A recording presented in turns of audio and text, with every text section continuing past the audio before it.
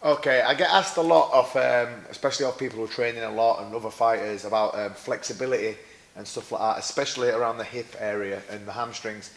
The best piece of equipment for stuff like that I've ever got is this elastic band.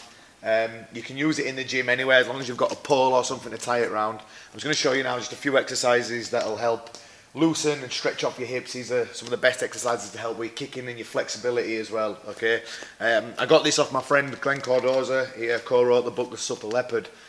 So if anyone knows about that book, you'll realise how good and obviously how clued up Glenn is and how good these exercises are going to be for you.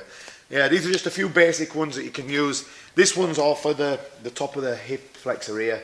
I always get really tight here, especially when I'm stopping and starting all day and going hot and cold. But basically all you're going to do is step through. You're going to put it right up in here, right all up in your junk, as high as it can get up in there. You're going to step this leg back as far as it'll go, and then into a lunge position. From here, you can just sit and stretch. You want to be really tensing your glute as well. You'll feel it all the way up your leg, right up into your hip flexor. You can manipulate where you want this to go with the band as well. So if you want to push it a bit further down this way, you can push there. Or the opposite way, you can push there. If you want, you can take hold at the front and grab the back of the leg and just increase that stretch a little bit more. I usually hold that for about 1.5 to 2 minutes before and after training, and then you'll swap sides. So again, you can see this one coming right up into there, right up high on the glute, and then again go right back into that lunge. It is quite difficult to hold. There's a lot of resistance coming against you, so it's a really good stretch. Again, you can come there, pushing your hip forward, tensing your glute. You can push it down to stretch it a bit further. You can even turn your body in and basically just manipulating where you want it in all the different areas where you're feeling tight. Another one, especially because I do a lot of sprint work, my hamstrings tend to get really jacked up and really tight as well. So again, similar to that one, we're going to step in, but we're going to face forward this time.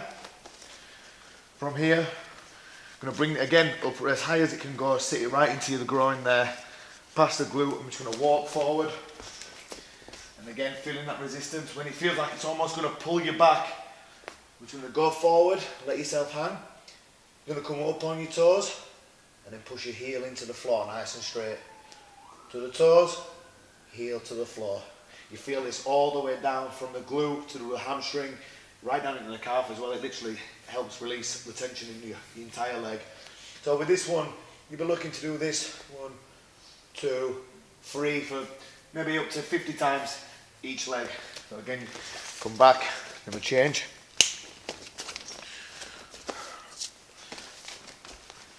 And then right leg going to come forward. Feeling that resistance, letting yourself hang.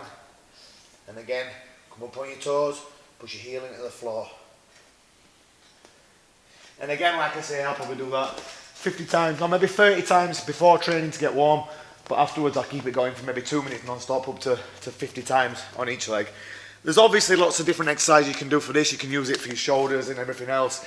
But for the hips and the hamstrings, they're two of my favourite techniques I like to use.